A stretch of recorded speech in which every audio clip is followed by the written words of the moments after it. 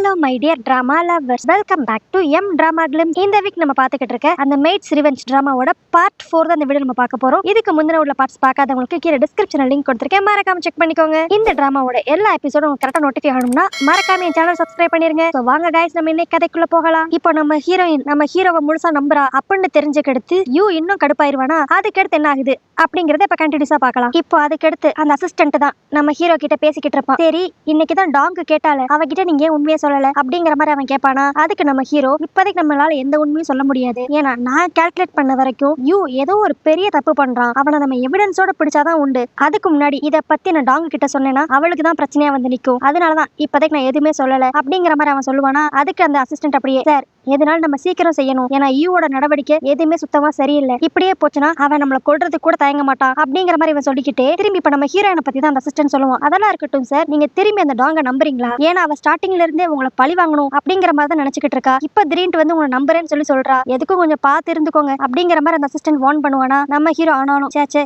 எனக்கு அவன் மேல முழு நம்பிக்கை இருக்கு, அவன் என்ன கண்டிப்பா ஏமாத்த மாட்டா அப்படிங்கிற மாதிரி நம்ம ஹீரோ அவள் சப்போர்ட் பண்ணி பேசிக்கிட்டு இருப்பான். இப்ப இதுவே இன்னொரு பக்கம் நம்ம டாங்க தான் காட்டுவாங்களா, அவ ஒரு மாதிரி கன்ஃபியூஷன்ல ஏதோ யோசிச்சுக்கிட்டு இருப்பாளா. அந்த இடத்துக்கு வந்த யூ அப்படியே, என்னாச்சு 2 நாளாவே நீ சரியே இல்ல, அது மட்டும் இல்லாம என்ன ரொம்ப அவாய்ட் பண்றியே அப்படிங்கிற மாதிரி அவன் கேட்பான். நம்ம ஹீரோயின் பெருசால எதுவும் பேசிக்க மாட்டா, அப்படிலாம் இல்ல, ஏதோ கொஞ்சம் உடம்பு டயர்டா இருக்கிற மாதிரி இருக்கு, வேற ஒண்ணும் இல்ல அப்படிங்கிற மாதிரி சொல்லுவாளா. அதுக்கு உடனே இப்ப அந்த யூ, உன்கிட்ட ஒரு முக்கியமான விஷயம் சொல்லணும்னு நினைச்சேன், உங்க அப்பாவை கொண்டது யாருன்னு சொல்லி எனக்கு இப்ப லைட்டா லீடு கிடைச்சிருக்கு, நான் கூடிய சீக்கிரத்துல யாருன்னு சொல்லி கண்டுபிடிச்சிருவேன், பட் நீ எதுவும் பிரஷர் ஆயிக்காத, நீ இப்ப ஹாப்பியா இருக்கணும், ஏன்னா நம்ம சீக்கிரமே கல்யாணம் பண்ணிக்க போறோம்ல அப்படிங்கிற மாதிரி அவன் நம்ம ஹீரோயினோட மைண்ட மாத்திரக்கு ட்ரை பண்ணுவான். ஆனா நம்ம ஹீரோயின் அப்படி உஷாரா, சரி அதெல்லாம் இருக்கட்டும் யூ, நீ என்கிட்ட இருந்து எதுவுமே மறைக்கல அப்படிங்கிற மாதிரி கேட்பாளா. அதுக்கு அந்த யூ அப்படி சிரிச்சுக்கிட்டே ஏதோ நல்ல மாதிரி, நான் என்ன உன்கிட்ட இருந்து மறைக்க போறேன், என்னோட லவ் ஆஃப் லைஃபே நீ தான், உன்கிட்ட இருந்து எதை மறைக்க போறேன் அப்படிங்கிற மாதிரி நம்ம ஹீரோனுக்கு நல்ல ஐஸ் வச்சுக்கிட்டு இருப்பான். அடுத்து அப்படியே கொஞ்ச நேரம் கழிச்சு நைட் ஆயிருமா, நம்ம யூ தனியா அவன் வீட்டுக்கிட்ட நடந்துகிட்டு இருப்பான். அப்போ அந்த இடத்துக்கு யான் வருவாளா. அவ அப்படியே யூவை பார்த்துட்டு, என்ன மிஸ்டர் யூ, உங்களை பார்த்தே ரொம்ப நாள் ஆச்சு, நீங்க என்னோட சிஸ்டரை கல்யாணம் பண்ணிக்க போறீங்களாமே, அதெல்லாம் இருக்கட்டும், என் வயித்துல உன் குழந்தை வளருது அப்படிங்கிற உண்மையை மட்டும் நான் வெளியே சொன்னேன்னா என் சிஸ்டர் கூட உனக்கு கல்யாணம் நடக்குமா என்ன அப்படிங்கிற மாதிரி கேட்பா. என்னன்னா இவ தான் டாங்குன்னு நினைச்சுக்கிட்டு யூ ஸ்டார்டிங்லயே சில பல வேலையை பார்த்து விட்டுருப்பான் போல, அதனால இவ இப்ப பிரெக்னென்ட் ஆயிட்டா போல. இது தெரிஞ்சிடும் அந்த யூ இன்னும் கடுப்பாகி, எல்லா பிரச்சனைக்கும் காரணமே நீதான், நீ மட்டும் எங்க வாழ்க்கையில குறுக்க வராம இருந்திருந்தேன்னா இந்நேரம் நான் ஈஸியா டாங்க கல்யாணம் பண்ணிருப்பேன், எங்க அங்கிளும் தேவலாம நடுவுல வந்து பிரச்சனை பண்ணிருக்க மாட்டான், இதுல உன் வயித்துல என் குழந்தை வேற வளருதா, நல்லா கேட்டுக்கோ, ஏற்கனவே என்னை சுத்தி நிறைய பிரச்சனை போய்கிட்டு இருக்கு, புதுசா நீ எதுவும் பிரச்சனை கிரியேட் பண்ணாத, நாளைக்கு நான் வேலைக்காரியை விட்டு ஒரு மருந்து கொடுத்து விடுவேன், அதை ஒழுங்கு மரியாதை குடிச்சிட்டு இந்த குழந்தைய கலைக்கிற வழியை பாரு அப்படிங்கிற மாதிரி மிரட்டிட்டு போயிருவான். இப்ப அப்படியே அடுத்த நாள் தான் காட்டுவாங்க. நம்ம ஹீரோயின் வேவேமா எங்கேயோ நடந்து போய்கிட்டு இருப்பாளா. என்னன்னு பார்த்தா அந்த மெயின் வேலைக்காரி வந்து நம்ம ஹீரோயின் கிட்ட சொல்லியிருப்பா, இந்த மாதிரி உங்க சிஸ்டர் திடீர்னு பைத்தியம் முடிச்சாப்புல ஏதோ பண்றா அப்படின்ட்டு. என்ன நாங்க போய் பார்த்தா அந்த யான் பொண்ணுக்கு உண்மையிலே பைத்தியம் முடிச்சிருக்கும் போல.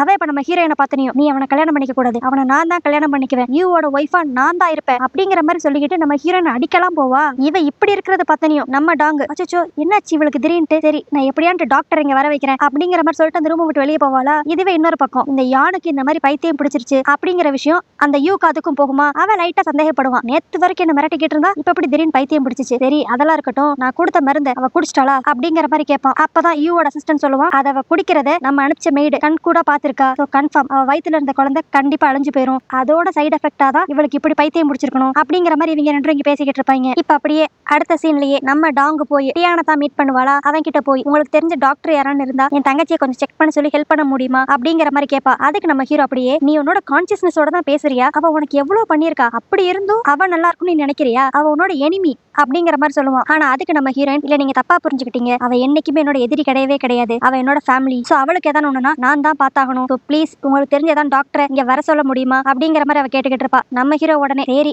ஓ இஷ்டம், ஆனா உனக்கு ஒரே ஒரு அட்வைஸ் சொல்ற, நல்லா கேட்டுக்கோ, என்னைக்குமே உன்னோட எதிரி கிட்ட சாஃப்ட் கைண்டடா இருக்காது, அது எப்பயுமே உனக்கு தான் பிரச்சனையா போய் முடியும் அப்படிங்கிற மாதிரி இவன் நம்ம ஹீரோனை வார்ன் பண்ணிக்கிட்டு இருப்பான். அதுக்கடுத்து நம்ம டாங் இவ்வளவு ப்ளீஸ் பண்ணி கேட்டனால நம்ம ஹீரோ ஒரு டாக்டர் அரேஞ்ச் பண்ணிடுவானா. அவன் வந்து அப்படியே யானை செக் பண்ணிட்டு அவளுக்கு உண்மையிலே மென்டலா என்ன அஃபெக்ட் இருக்குன்னு எங்களுக்கு சரியா தெரியல, எதுக்கு அவளை ஹாஸ்பிட்டல் கூட்டு போய் நல்லா ஃபுல் டெஸ்ட் எடுத்தாதான் எங்களால சொல்ல முடியும் அப்படிங்கிற மாதிரி அந்த டாக்டர் சொல்லிட்டு அங்கிருந்து கிளம்புவானா. இதுவே இன்னொரு பக்கம் இவ இப்படி டாக்டர் கிட்ட பேசிக்கிட்டு இருக்கத நம்ம யூ ரொம்ப கடுப்பா பாத்துக்கிட்டு இருப்பான். இதை நோட் பண்ண நம்ம ஹீரோயின் அவன் கிட்ட பேசலாம்னு சொல்லி பக்கத்துல போவா. ஆனா யூவா அப்படியே கோச் அந்த இடத்த விட்டு கிளம்பிடுவான். நம்ம ஹீரோயினும் வேற வழி இல்லாம யூவை ஃபாலோ பண்ணிட்டே போய், என்னாச்சு ஏன் கோவமா இருக்க அப்படிங்கிற மாதிரி கேட்பா. அதுக்கு அந்த யூ உடனே கோவமா, உனக்கு எந்த ஒரு பிரச்சனை இருந்தாலும் ஏன் எங்க அங்கிள் கிட்டே போய் ஹெல்ப்புக்கு நிக்கிற, உனக்கு டாக்டர் தான் வேணும்னா என்கிட்ட சொல்லியிருந்தா நான் எத்தனையோ டாக்டர் வந்து இங்க நிப்பாட்டி இருப்பேனே. ஆனா நீ என்கிட்ட ஒரு வார்த்தை கூட கேட்காம என்னோட அங்கிள் கிட்ட போய் ஹெல்ப்புக்குன்னு சொல்லி நிக்கிற. அப்பனா என்ன அர்த்தம்? நீ என்ன முழுசா நம்பலன்னு தானே அர்த்தம். அப்படிங்கிற மாதிரி இவன் நல்லவே மாதிரி ஒரு வேஷத்தை போடுவானா. உடனே நம்ம ஹீரோயினும் ஐயோ நான் அப்படிலாம் எதுவுமே நினைச்சு பண்ணவே இல்லை. நான் உன்னோட அங்கிளோட டாக்டரை 2-3 தடவை பாத்திருக்கேன். அதனாலதான் எனக்கு டக்குன்ட்டு அவர் மைண்ட்ல வந்தாரு. சோ இதை பேஸ் பண்ணி தான் நான் உங்க அங்கிள் கிட்ட போய் ஹெல்ப் கேட்டேன். வேற ஒண்ணும் இல்ல. சரி அதெல்லாம் இருக்கட்டும். நீ இந்த ஒரு சின்ன விஷயத்துக்காக இவ்வளவு கோச்சிக்கிற. நான் ஒண்ணு வேற யார்கிட்டயும் போய் ஹெல்ப் கேட்கல. அது உன்னோட அங்கிள் தானே. நம்மளாம் ஒரே ஃபேமிலி தானே அப்படிங்கிற மாதிரி அவ சொல்லுவாளா. இப்ப நம்ம யூக்கு திடீர்னு ரொம்ப கோவம் வந்து நம்ம ஹீரோயின் கையில வச்சிருந்த அந்த டீ கப் அப்படியே தள்ளி விட்டு உனக்கு ஒண்ணுமே இந்த குடும்பத்தை பத்தி தெரியாது. அதுவும் மெயினா என்னோட அங்கிளை பத்தி தெரியவே தெரியாது. அதனால நீ எதுவுமே பேசாத அப்படிங்கிற மாதிரி கத்தி விட்டுருவானா. பாவம் அதுக்கு அடுத்து நம்ம ஹீரோயினுக்கு என்ன பேசுறதுனே தெரியாது. அப்புறம் தான் இந்த யூக்கு ரியலைஸ் ஆகும் ஐயோ நம்ம ஓவரா கத்திட்டோமோ அப்படின்ட்டு. ஐயோ சாரி டாம் தெரியாம நான் ரொம்ப வாய்ஸ் ரைஸ் பண்ணிட்டேன். ஒண்ணும் இல்ல எனக்கு திடீர்னு ரொம்ப பொசசிவ் ஆயிருச்சு. அதனால தான் நீ ஒண்ணு தப்பா எடுத்துக்காத. இப்போதைக்கு என்ன கொஞ்சம் தனியா விடுறியா ப்ளீஸ் அப்படிங்கிற மாதிரி கேட்பானா. நம்ம ஹீரோயினும் இதை ஒண்ணு பெருசாலாம் எடுத்துக்க மாட்டா. அப்படியே இந்த ரூமை விட்டு போயிருவாளா. அதுக்கடுத்து இங்க இருந்து கிளம்பி போய் நம்ம டாங் அவளோட சிஸ்டரை தான் மீட் பண்ணுவா. அங்க அந்த யானை அப்படியே குழந்தைத்தனமா நடந்துகிட்டு இருப்பா. அவகிட்ட போய் நம்ம ஹீரோயின் அப்படியே எனக்கு என்ன சொல்றதுன்னே தெரியல. என்னோட கேரக்டர் மாறிடுச்சா இல்ல யூவோட கேரக்டர் மாறிடுச்சா இல்லனா கவர்னரோட கேரக்டர் மாறிடுச்சான்ட்டு எனக்கு சுத்தமா புரியல. நான் ஸ்டார்டிங்ல பார்த்த மாதிரியே யாரும் இங்க இல்ல. எல்லாரோட கேரக்டரும் டோட்டலா டிஃபரெண்டா இருக்கு. எனக்கு என்ன பண்றதுன்னே புரியல அப்படிங்கிற மாதிரி யான் கிட்ட பேசிக்கிட்டு இருப்பாளா. ஆனா இது எதையுமே புரிஞ்சுக்க தெரியாத யானை அப்படியே பூவை பிச்சு போட்டு விளாண்டுகிட்டு இருப்பா. அடுத்து அப்படியே அன்னைக்கு நைட்டு லைட்டா குடிக்கலான்னு சொல்லி நம்ம ஹீரோ ட்ரிங்க்ஸ் ஊத்திக்கிட்டு இருப்பானா. அந்த இடத்துக்கு இப்ப அப்படியே யூ வருவான். அவன் வந்துட்டு அங்கிள் நடுராத்திரியில இங்க என்ன பண்றீங்க அப்படிங்கிற மாதிரி கேட்பான். அதுக்கு நம்ம ஹீரோ இல்ல உனக்காக தான் நான் வெயிட்டிங். உன்கிட்ட மனசு விட்டு பேசி ரொம்ப நாள் ஆச்சுல வாவன் அப்படி லைட்டா தண்ணி அடிச்சுட்டு நம்ம ரெண்டும் ஃப்ரீயா பேசலாம் அப்படிங்கிற மாதிரி அவனை இன்வைட் பண்ணுவானா. உடனே இப்ப அந்த யூவும் ஒரு கிளாஸ் எடுத்துக்கிட்டு குடிச்சுக்கிட்டே இப்ப 2 பேரும் பேசிக்கிட்டு இருப்பாங்க. அப்ப அந்த யூ ஃபர்ஸ்ட் சொல்லுவான் சே நம்ம சின்ன வயசா இருக்கிறப்ப நம்ம ஒன்னா ஸ்கூலுக்கு போனோம். ஒன்னா ஆர்மி ட்ரைனிங்லாம் எடுத்துக்கிட்டோம். அப்ப 2 பேரும் இந்த அங்கிள் அண்ணனோட பையன் அப்படிங்கிற உறவு முறை எல்லாத்தையும் மறந்துட்டு ஒன்னா சுத்திக்கிட்டு இருந்தோம் அப்படிங்கிற மாதிரி சொல்லுவானா. இதை கேட்டோன்னே நம்ம ஹீரோவும் ஆமா நீ சொல்றதுலாம் கரெக்ட் தான். அப்ப நம்ம கேரக்டரே 1% கூட நெகட்டிவிட்டியே இல்லாம ரொம்ப ஸ்மூதா இருந்துச்சு அப்படிங்கிற மாதிரி சொல்லுவானா. அதுக்கு இப்ப அப்படியே டக்குன்ட்டு அந்த யூ சரி அதெல்லாம் இருக்கட்டும். நம்ம மிலிட்டரி ட்ரைனிங்ல இருக்கிறப்பயே உங்களுக்கு கன்ஃபார்மா தெரியுமா என்னோட தாத்தா அதாவது உங்க அப்பா உங்களை தான் கவர்னர் ஆக்க போறாருன்ட்டு நீங்க முன்னாடி கெஸ் பண்ணிட்டீங்களா அப்படிங்கிற மாதிரி கேட்பானா. இதை கேட்டு நம்ம ஹீரோக்கு லைட்டா கடுப்பாயிரும். நீ என்ன உங்க தாத்தாவை பத்தி தப்பா புரிஞ்சுக்கிட்டு இருக்கியா. அவர் ஒண்ணு எனக்கு இந்த பதவியை வாங்கி கொடுக்கல. இதை வந்து நம்மளோட கவர்மெண்ட் தான் எனக்கு கொடுத்துச்சு. நீ தேவையில்லாம என்னோட அப்பாவெல்லாம் இந்த பிரச்சனையில இழுக்காத அப்படிங்கிற மாதிரி சொல்லுவான். அடுத்து இப்ப நம்ம ஹீரோ ஸ்ட்ரைட்டா பாயிண்ட்டுக்கே வந்துருவான். இங்க பாரு யூ நீ என்னென்ன வேலை பாக்குறேன்ட்டு எனக்கு எல்லாமே நல்லாவே தெரியும். ஆனா எனக்கு ஒண்ணுதான் புரியல. இதெல்லாம் நீ ஏன் பண்றேன்னு தான் எனக்கு சுத்தமா ஐடியாவே இல்ல. சரி எதுவா இருந்தா என்ன நீ ஏதோ தெரியாம பண்ணிட்ட. இதெல்லாம் இப்படியே நிப்பாட்டிக்கோவேன். நானும் இதை இனிமேல் கண்டுக்கவே மாட்டேன். உன்னை அரெஸ்ட் பண்றது உன் சட்டத்துக்கு முன்னாடி போய் நிப்பாட்டுறது அந்த மாதிரி எதுவுமே பண்ண மாட்டேன். பட் இது எல்லாத்தையும் நீ இதோட நிப்பாட்டிக்கோ அப்படிங்கிற மாதிரி நம்ம ஹீரோ ப்ளீஸ் பண்ணி கேட்பானா. ஆனா அதுக்கு உடனே அந்த யூ அப்படியே சிரிச்சுக்கிட்டே அங்கிள் நீங்க என்ன உங்களை பத்தி பெரிய ஈவென்ட் நினைச்சுக்கிட்டு இருக்கீங்களா. நீ கண்டுபிடிச்சா கண்டுபிடிச்சுக்கோ அது ஓம்பாடு. ஆனா அதுக்குன்ட்டு நான் பண்றது எதையுமே நிப்பாட்ட போறதே கிடையாது அப்படிங்கிற மாதிரி அவன் சொல்லிக்கிட்டு இருப்பானா. அதுக்கு உடனே நம்ம ஹீரோ நீ இதெல்லாம் எப்ப நிப்பாட்டுவே என்ன கொல்றப்பதான் நிப்பாட்டுவியா அப்படிங்கிற மாதிரி ஸ்ட்ரைட்டா கேட்டுருவோம். அதுக்கு இப்ப திரும்பி அந்த யூ சிரிச்சுக்கிட்டே உங்களை கொல்றதா அதெல்லாம் ரொம்ப கடிச்சதான் பண்ணணும்னு வச்சிருக்கேன். அதுக்கு முன்னாடி உங்ககிட்ட இருக்க எல்லாத்தையும் நான் மொத்தமா எனக்கு சொந்தமாக்கிக்கிட்டு தான் உங்களை விடுவேன். ஏன்னா ஒருத்தவனை கொல்றதை விட அவன் கிட்ட இருக்க பொருள் எல்லாத்தையும் நம்ம வசமா ஆக்கிக்கிறது தான் அவனுக்கு கொடுக்குற பெரிய தண்டனை. ஏன்னா சின்ன வயசுல இந்த குடும்பமே சேர்ந்து எனக்கு அதைத்தானே பண்ணீங்க அப்படிங்கிற மாதிரி சொல்லுவான். அடுத்து அப்படியே இங்க சீன் கட் பண்ணி கொஞ்ச நேரம் கழிச்சு யூவையும் அந்த மெயின் வேலைக்காரியும் தான் காட்டுவாங்க. அவங்க 2 பேரும் ஏதோ பேசிக்கிட்டு இருப்பாங்களா. அப்ப அந்த வேலைக்காரி சொல்லுவா நம்ம மட்டும் இப்படி பண்ணோம்னா டாங் அப்படியே ஃபுல்லா கவர்னர் பக்கம் சாஞ்சிருவாளே அப்படிங்கிற மாதிரி இவ கேட்பா. அதுக்கு அந்த யூ அப்படியே சேச்சே அப்படி நடக்க வாய்ப்பே கிடையாது. நம்ம மட்டும் இப்படி பண்ணோம்னா டாங் அவளுக்கு உண்மையில யார் வேணும் அப்படிங்கறத கண்டுபிடிச்சிட்டோம் அப்படின்னு நினைச்சு சந்தோஷமா இருப்பா. அந்நேரம் அவளுக்கு நம்ம பெரிய ஆப்பா வைக்கிறப்ப அடுத்து அவ அந்த கவர்னர் பக்கம் தலை வச்சு கூட படுக்க மாட்டா. ஆட்டோமேட்டிக்கா எனக்கு கீழே வந்துருவா அப்படிங்கிற மாதிரி இவங்க 2 பேரும் பேசிக்கிட்டு இருப்பாங்க. இப்ப அப்படியே அடுத்த நாள் காலையில தான் காட்டுவாங்க. அந்த வேலைக்காரி ஒரு மரத்துக்கு கீழே நின்று நிறைய பூ பறிச்சுக்கிட்டு இருப்பாளா. அந்த இடத்துக்கு இப்ப நம்ம டாங் வருவா. அவ வந்துட்டு அப்படியே சிரிச்சுக்கிட்டே அந்த மெய்டு கிட்ட ஓ இந்த பூ பறிக்கிறீங்களா இந்த பூ எனக்கு ரொம்ப பிடிக்கும் நானும் உங்களுக்கு ஹெல்ப் பண்றேன் அப்படிங்கிற மாதிரி அவளும் சேர்ந்து பூ பறிச்சுக்கிட்டு இருப்பாளா. அப்ப அந்த வேலைக்காரி ஆமா இதெல்லாம் நான் கவர்னருக்காக தான் பறிக்கிறேன். ஏன்னா அவருக்கு இந்த பூ சின்ன வயசுல இருந்து பிடிக்கும். சொல்ல போனா இந்த மரத்தை ஃபர்ஸ்ட் இங்க வச்சதே நம்ம கவர்னர் தான். அது மட்டும் இல்லாம நீங்க ஒரே ஒரு தடவை இந்த வீட்டுக்கு சின்ன பொண்ணா இருக்கிறப்ப வந்தப்ப கவர்னர் தானே உங்களுக்கு இந்த மரத்தையே காமிச்சாரு அப்படிங்கிற மாதிரி சொல்லுவா. இதை கேட்டு நம்ம ஹீரோனுக்கு ஒரு மாதிரி ஷாக் ஆயிரும். என்னது கவர்னர் எனக்கு இந்த மரத்தை காமிச்சாரா அப்பனா இந்த மரத்துக்கிட்ட வச்சு நான் விளையாண்டது யூ கிடையாதா அப்படிங்கிற மாதிரி கேட்பா. அப்பதான் அந்த வேலைக்காரி சொல்லுவா சேச்சே அப்ப யூ இந்த ஊர்லயே இல்லையே. அந்த டைம் இந்த வீட்டுல இருந்தது சின்ன பையனா இருந்த கவர்னர் மட்டும்தான் அப்படிங்கிற மாதிரி சொல்லுவா. இப்பதான் நம்ம ஹீரோனுக்கு எல்லா உண்மையும் கரெக்டா புரியும். இவ சின்ன வயசுல பார்த்து ரசிச்சது நம்ம ஹீரோ தான் யூ கிடையாது அப்படிங்கறத இப்ப தெரிஞ்சுக்குவா. ஆக்சுவலி இந்த வேலைக்காரிய போய் நம்ம டாங் கிட்ட இந்த விஷயத்த சொல்லிதான் நேத்து நம்ம யூ பேசியிருப்பான். இதுலதான் பயவுள்ள ஏதோ ஒரு பிளான வச்சிருக்கு. ஆனா இப்ப இந்த விஷயம் தெரிஞ்சனையும் நம்ம ஹீரோனுக்கு ரொம்ப சந்தோஷமாயிரும். ஓ அப்பனா நம்ம சின்ன வயசுல பார்த்து ரசிச்சது யூ கிடையாது டியான் தானா அப்படின்ட்டு ரொம்ப சந்தோஷமா ஓடிக்கிட்டு இருப்பாளா. அப்ப குறுக்கால இந்த கவர்னரோட அசிஸ்டன்ட பாப்பா. அவனை பார்த்தனையும் ரொம்ப ஸ்மைலிங் ஃபேஸோட நீ கவர்னர் எங்கயான்னு பார்த்தேனா இன்னைக்கு நைட்டு என்னை வந்து மீட் பண்ண சொல்றியா அப்படிங்கிற மாதிரி சொல்லிட்டு வேற வேகமா அங்க இருந்து சிரிச்சுட்டே ஓடிடுவா. அதுக்கடுத்து நம்ம ஹீரோயின் அப்படி சந்தோஷமா ஒரு ரூமுக்கு போய் சின்ன வயசுல நம்ம ஹீரோ கொடுத்த ஒரு கிஃப்ட தான் எடுத்து பாப்பா. அதுக்குள்ள சின்ன வயசுலயே நம்ம ஹீரோ இந்த பூவை வச்சு இதை வந்து நீ எப்பயுமே உன் கூடயே வச்சுக்கோ, இதுல இருந்து வர ஸ்மெல் உனக்கு அப்படியே ஒரு நிம்மதியை கொடுக்கும் அப்படிங்கிற மாதிரி சொல்லி கொடுத்துருப்பான். இதெல்லாம் அப்படியே நம்ம ஹீரோயின் அப்படியே வெக்கப்பட்டுட்டே யோசிச்சுக்கிட்டு இருப்பாளா. இப்ப கரெக்டா அந்த இடத்துக்கு அந்த மெயின் வேலைக்காரி வருவா. அவ வந்து அப்படியே நம்ம ஹீரோயின் கிட்ட உங்களுக்கு ஒரு லெட்டர் வந்துருந்துச்சு, இது யார் கொடுத்தான்னு தெரியல, ஆனா முன்னாடி வச்சுட்டு போயிட்டாங்க, அதான் உங்ககிட்ட கொடுக்கறக்காக வந்தேன் அப்படிங்கிற மாதிரி அந்த லெட்டரை கொடுப்பாளா. ஆனா அதை ஓபன் பண்ணி பார்த்தனையும் நம்ம ஹீரோயினோட மூஞ்சி ஒரு மாதிரி மாறிடும். இதுவே இன்னொரு பக்கம் நம்ம ஹீரோவையும் அவனோட அசிஸ்டன்ட்டையும் தான் காட்டுவாங்க. அவன் இப்ப அப்படியே வந்து நம்ம ஹீரோ கிட்ட என்னன்னே தெரியல, டாங் ரொம்ப குஷியா உங்களை மீட் பண்ணணும்னு சொல்லிக்கிட்டு இருந்தா, எனக்கு என்னமோ அவ வேற எதுவும்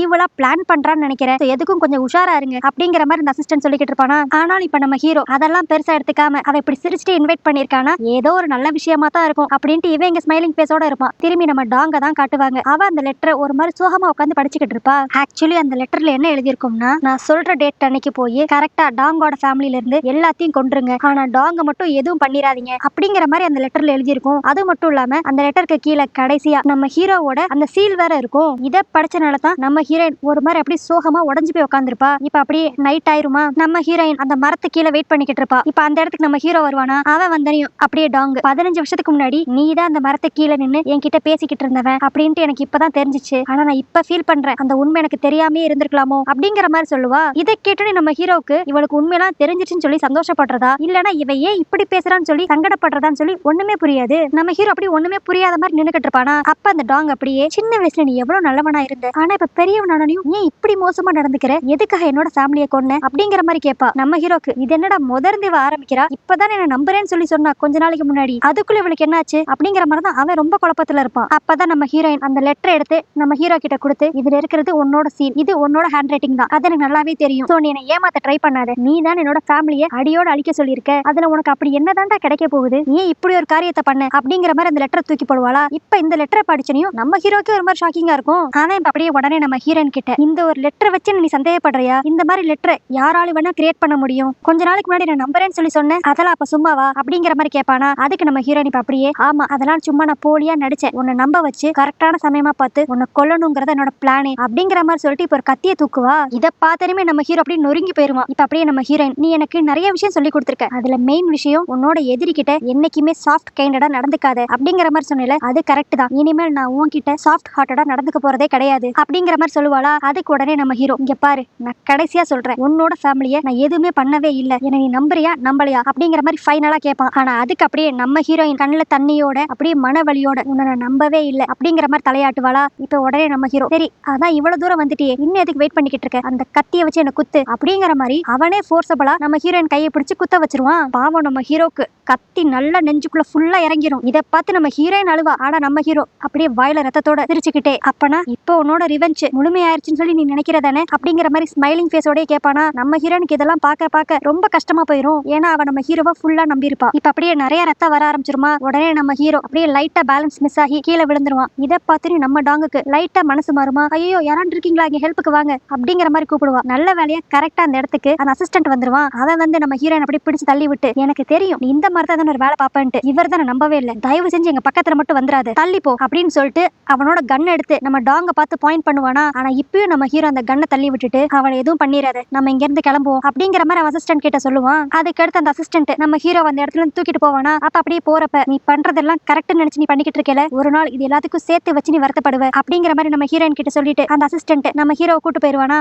அதுக்கு அடுத்து நம்ம ஹீரோயின் அவ பண்ண தப்ப நினைச்சு அப்படியே ரொம்ப ஃபீல் பண்ணி கதறி அழுதுகிட்டு இருப்பாளா. அந்த இடத்துக்கு அப்படியே கேஷுவலா யூ வருவான். அவன் அப்படியே நல்லா சிரிச்சுக்கிட்டே நம்ம ஹீரோயினை கன்சோல் பண்ற மாதிரி ஐயோ எதுக்கு இப்படி அழுகிற, என்னாச்சு, அழுகாத நான் இருக்கேன் அப்படிங்கிற மாதிரி நம்ம ஹீரோனை நல்லா கன்சோல் பண்ணிக்கிட்டு இருப்பான். ஆனா அவன் மனசுக்குள்ளையா அவ்வளவு சந்தோஷமா இருப்பான். ஏன்னா இதுதான் அவனோட உண்மையான பிளான். சின்ன வயசுல இருந்து நம்ம ஹீரோயின் ஆசைப்பட்டது நம்ம ஹீரோ தான் அப்படின்னு தெரிஞ்ச கடுத்து இந்த லெட்டரை மட்டும் அவ பார்த்தானா கண்டிப்பா அவ ஹீரோவை ரொம்ப வெறுப்பா, அது மட்டும் இல்லாம மனசு உடைஞ்சு போயிருவா அப்படின்னு தெரிஞ்சு ஒரு பொய்யான லெட்டரை ரெடி பண்ணதே இந்த யூ தான். இப்ப அப்படியே அடுத்த நாள் டைனிங் டேபிள்ல தான் காட்டுவாங்க. நம்ம ஹீரோயின் அப்படியே சோகமா வருவாளா. ஆனா அந்த இடத்துல பார்த்தா நம்ம ஹீரோ இருக்க மாட்டான். அப்ப அவனோட அசிஸ்டன்ட் வந்து ராஜமாதா கிட்ட மேடம் கவர்னர் சார் ரொம்ப பிஸியா இருக்காரு, அதனால அவர் சாப்பாடை அவர் ரூமுக்கு எடுத்துட்டு சொல்லிட்டாரு அப்படிங்கிற மாதிரி போய் சொல்லிக்கிட்டு இருப்பான். ஏன்னா அவனுக்கு இப்படி அடிப்பட்டது யாருக்குமே தெரிஞ்சிடக்கூடாதுன்னு சொல்லி நம்ம ஹீரோ நினைப்பான். ஏன்னா அவனுக்கு அடிப்பட்ட காரணமே நம்ம ஹீரோயின் தானே, இது வெளியே தெரிஞ்சா அவளுக்கு தான் பிரச்சனைன்னு சொல்லி இப்பயும் அவளை காப்பாத்த தான் அவன் ட்ரை பண்ணிக்கிட்டு இருப்பான். இந்த அசிஸ்டன்ட் இப்படி சொன்னையும் அந்த ராஜமாதா உடனே டியானுக்கு என்னாச்சு, ஏன் இப்படிலாம் பண்றான், அவன் முந்தி மாதிரியே இல்ல, வேலை அது இதுன்னு சொல்லி இந்த குடும்பத்திலிருந்து தள்ளியே இருக்கான் அப்படிங்கிற மாதிரி அவ திட்டிக்கிட்டு இருப்பாளா. அப்ப அந்த அசிஸ்டன்ட் உடனே, மேடம் நீங்க இந்த நியூஸ் நினைச்சு கவலைப்படாதீங்க, உங்களுக்கு நான் வேற ஒரு நல்ல செய்தியும் வச்சிருக்கேன். கவர்னர் மின்ன கல்யாணம் பண்ணிக்கிறதுக்கு ஓகேன்னு சொல்லிட்டாரு. அது மட்டும் இல்லாம அடுத்த மாசத்திலேயே நல்ல டேட் பார்க்க சொல்லிருக்காரு அப்படிங்கிற மாதிரி அந்த அசிஸ்டன்ட் சொல்லுவானா. இதை கேட்டு ராஜமாதாக்கு சந்தோஷமா இருக்கும். ஆனா நம்ம ஹீரோயினா டக்குன்னு அவ கையில வச்சிருந்த பவுல கீழே போட்டுருவா. ஏன்னா பாவம் பொண்ணுக்கு மனசு கஷ்டமாயிருச்சு போல இந்த விஷயத்தை கேட்டனையும். இப்ப நம்ம ஹீரோயினை தவிர்த்து அங்க இருக்கிற எல்லாருமே சந்தோஷமா இருப்பாங்க. ராஜமாதாலாம் அவன் இங்க வந்து சாப்பிடணும்னு அவசியமே இல்ல, அவன் வாட்டுக்கு அவன் வேலையை பார்த்துக்கிட்டே இருக்கட்டும், நான் கல்யாண வேலையெல்லாம் பாத்துக்கிறேன் அப்படிங்கிற மாதிரி அவ ஒரு பக்கம் சந்தோஷத்துல இருப்பா. இன்னொரு பக்கம் யூ அப்பாடா நம்ம பிளான் கொஞ்சமாட்டு இப்பதான் நம்ம டிசைட் பண்ண மாதிரி நடக்குது அப்படிங்கிற மாதிரி ரொம்ப ஹாப்பியா இருப்பான். அடுத்து இப்ப நம்ம ஹீரோயின் என்ன பண்றதுன்னே தெரியாம எப்பயும் போலதான் அந்த யான் கிட்ட போய் பேசலாம்னு சொல்லி போவாளா. அந்த யான் தான் இப்ப மொத்தமா பைத்தியம் ஆயிட்டாளே. அவ வாட்டுக்கு ஒரு ஓரமா உட்காந்து ஒரு பொம்மையை வச்சு விளாண்டுகிட்டு இருப்பா. இப்ப அவகிட்ட போய் நம்ம ஹீரோயின் அப்படியே எனக்குள்ள என்ன சேஞ்சஸ் இருக்குன்னு சொல்லி எனக்கு ஒண்ணுமே புரியல, ஸ்டார்டிங்ல இருந்து கவர்னரை பழி வாங்கணும் அப்படின்ட்டு மட்டும் தான் நினைச்சுக்கிட்டு இருந்தேன். ஆனா நேத்து அவனை கத்தியால குத்தியுமே எனக்கு ஒரு சந்தோஷம் கூட கிடைக்கவே இல்லை. சொல்ல போனா அவனுக்கு வலிச்சதை விட எனக்கு தான் இது ரொம்ப வலிக்கிற மாதிரி இருக்கு. எனக்கு தெரிஞ்சு நான் கவர்னரை ரொம்ப நேசிக்கிறேன்னு நினைக்கிறேன். இப்ப அவர் வேற ஒரு பொண்ணை கல்யாணம் பண்ணிக்க போறாருன்னு தெரிஞ்சதையும் எனக்கு இன்னும் ரொம்ப கஷ்டமா இருக்கு. இன்னும் ஒரு மாசத்துல அவரு முன்ன கல்யாணம் பண்ணிக்குவாரு, நான் யூவ கல்யாணம் பண்ற மாதிரி ஆகும். எனக்கு இந்த கல்யாணத்துல சுத்தமா இன்ட்ரெஸ்டே இல்ல அப்படிங்கிற மாதிரி இப்ப இது எல்லாத்தையுமே அவ யான் கிட்ட சொல்லிக்கிட்டு இருப்பா. அதுக்கடுத்து இப்படி குழப்பமா இருக்கிற நம்ம ஹீரோயின் சரி நம்ம போய் டியானையே மீட் பண்ணிடலாம் அப்படின்ட்டு அவனை மீட் பண்றதுக்காக போவாளா. ஆனா அங்க போனா அந்த அசிஸ்டன்ட் பாதிலே தடுத்து, எதுக்கு இங்க வந்திருக்க, கவர்னர் இன்னும் உயிரோட இருக்காரா இல்லையான்னு பார்க்க வந்திருக்கியா, தயவு செஞ்சு இங்க இருந்து கிளம்பிரு அப்படிங்கிற மாதிரி திட்டுவானா. ஆனாலும் நம்ம டாங் இல்ல நான் அவரை பார்த்தே ஆகணும் அப்படிங்கிற மாதிரி சொல்லிக்கிட்டு இருப்பா. ஆனா அதுக்கு அந்த அசிஸ்டன்ட் நீ என்ன முயற்சி பண்ணாலும் இனிமேல் அவர் உன்னை பார்க்கவே மாட்டாரு, இது அவரே சொன்னது, தயவு செஞ்சு இங்க இருந்து போ அப்படிங்கிற மாதிரி திட்டி விடுவான். அதுக்கு நம்ம ஹீரோயின் ஏன் யாருமே என்ன புரிஞ்சுக்கவே மாட்டேங்கிறீங்க, எனக்கு அப்படி ஒரு லெட்டர் வந்துச்சு அதை நம்பாம வேற என்ன பண்ண முடியும், அது மட்டும் இல்லாம அன்னைக்கு எங்க அப்பா இறந்து போனப்ப டியான் தான் அவனோட மிலிட்டரி போர்ஸோட உள்ள வந்தான், இதெல்லாம் பார்த்து கெடுத்தும் நான் எப்படி டியானை நம்புறது அப்படிங்கிற மாதிரி அவ கேட்பாளா. அதுக்கு அந்த அசிஸ்டன்ட் அப்படியே நீ என்ன ரொம்ப முட்டாளா, ஏதோ ஒருத்தன் பேரு அட்ரஸ் எதுவுமே இல்லாம ஒரு லெட்டர் உனக்கு போஸ்ட் பண்ணிருக்கான், அதை நீ நம்புற, அது மட்டும் இல்லாம நீ என்ன சொன்ன அன்னைக்கு உங்க குடும்பத்தை அழிக்கிறக்காக கவர்னர் வந்து அவரோட போர்ஸோட உள்ள வந்தாரா, அன்னைக்கு இப்படி உங்களுக்கு ஒரு சம்பவம் நடக்க போதுன்னு தெரிஞ்சனையும் அடிச்சு புடிச்சு அங்க வரணும்னு சொல்லி அவர் எவ்வளவோ முயற்சி பண்ணாரு, ஆனா அவர் வரதுக்குள்ள உங்க வீட்டுல இருக்க எல்லாருமே இறந்து போயிட்டாங்க அப்படிங்கிற மாதிரி அவன் சொல்லுவானா. ஆனா இப்பயுமே நம்ம ஹீரோயின் நம்பாம சரி அப்படின்னா அன்னைக்கு எதுக்கு என்னோட வேலைக்காரிய என் கண்ணு முன்னாடியே கவர்னர் சுட்டு கொண்டாரு அப்படிங்கிற மாதிரி கேட்பா. அப்பதான் அந்த அசிஸ்டன்ட் இன்னொரு விஷயத்த சொல்லுவான், அந்த வேலைக்காரி நீ நினைக்கிற மாதிரி ஒண்ணு நல்லவ கிடையாது, அவ அன்னைக்கு